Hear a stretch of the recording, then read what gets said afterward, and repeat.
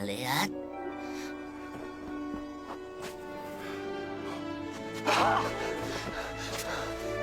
Elliot. You came back. My son. My family. A lot's changed since you were here. It's called the internet. Whoa! Show me Christmas favorites.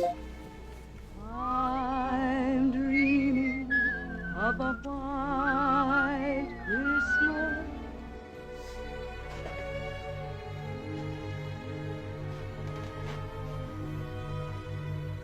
Family. Oh.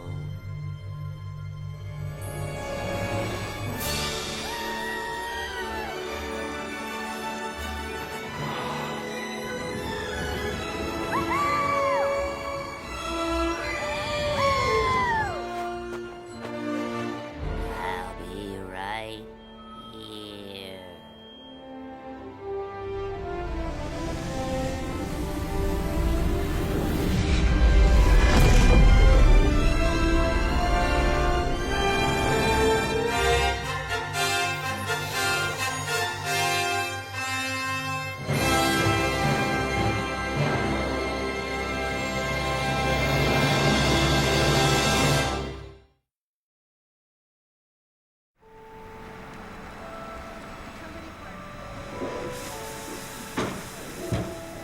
You know, there's always been talk of sequels and things like that.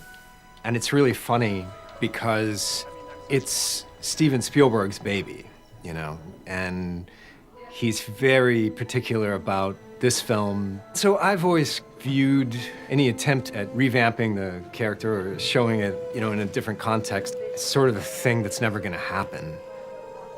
Then they said, well, Steven signed off on the story, he loves it.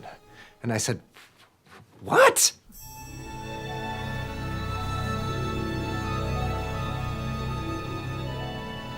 Looking at the storyboards and everything, I could see exactly why Steven was really behind it, because the integrity of the story isn't lost in this retelling or reshaping of it. A little bit more smoke.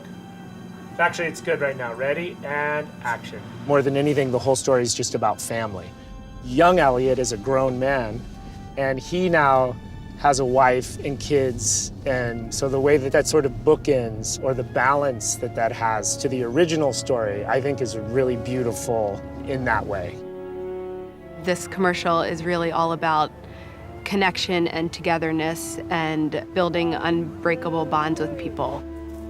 I mean, I think this makes a really nice holiday film because the holidays are about friends and family and distant relatives coming together. Sometimes after long periods of being apart, sometimes in spite of great distances. I remember this guy.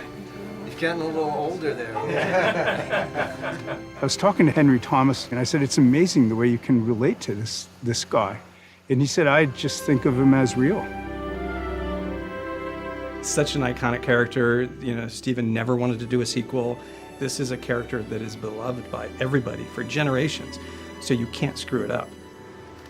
We had a team of mechanics, painters, mold makers that all have to recreate this character. This radio is controlling his eyes and eyebrows. It's amazing how much technology has changed filmmaking and this industry. You can make him talk. E.T. home. 1, 2, 3, scream. I was saying to the puppeteers, I wish we would have had this guy back then because it would have made things so much easier. But at the time, you know, in the early 80s, it was all cutting edge and we were breaking new ground and it was a totally new frontier. You know, with a rod puppet, you get a really fluid, connected performance. Little subtleties of head movement, arm movement that you can't get with internal robotics. And that's an easier thing for CG to do, is to remove the rods, remove the puppeteers, than to do a full CG character. We took everything great about the puppet and then we used CG to just take it to the next level and bring it to life. Dilating pupils, adding breath, refinessing textures. The full CG way would actually be bringing it into the 21st century. We actually wanted to go more back to what Steven Spielberg was doing in the original movie. You'll go like this, and he's gonna copy you. Yeah, exactly.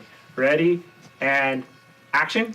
Doing this in CG would present huge challenges in terms of working with our child actors. That tactile presence of the puppet for our kids was great. I don't think we would have ever gotten the same performances out of them if that was a full CG character. There's certain limitations that a puppet gives you, and we're designing shots in the same way they did in the original movie because they were working with those same considerations. Really leaning more into backlighting on E.T. You know, they backlit E.T. whenever possible, very little bit of fill light. And in doing so, it made him feel much more lifelike. In the making of this film, we wanted to nod to the original, but not totally remake it. There were certain iconic scenes and images and even props that we definitely wanted to pay homage to.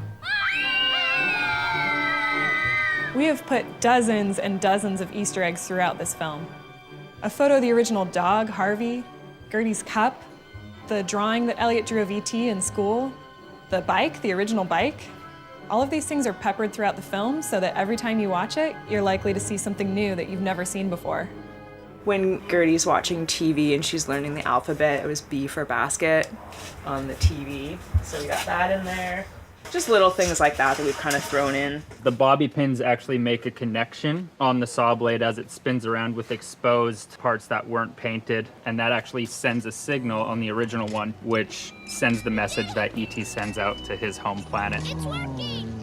It's hard when you have to try to match it as best as possible, but it's also pretty cool to create something that, you know, gives you nostalgia from your childhood. There's a lot of nostalgia in it, you know? There's a lot of nostalgia for us as viewers, as well as for Elliot, of course.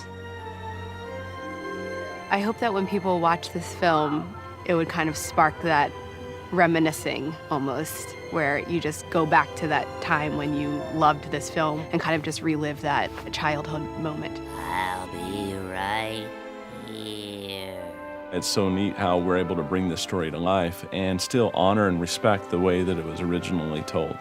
I think in all of Spielberg's films, he's not afraid to really go to a place that's sentimental, that's emotional. So I think really the homage would be, can we create an emotional story in this abbreviated telling? It has such a special place in people's hearts, this film and this story. I think audiences are going to love it.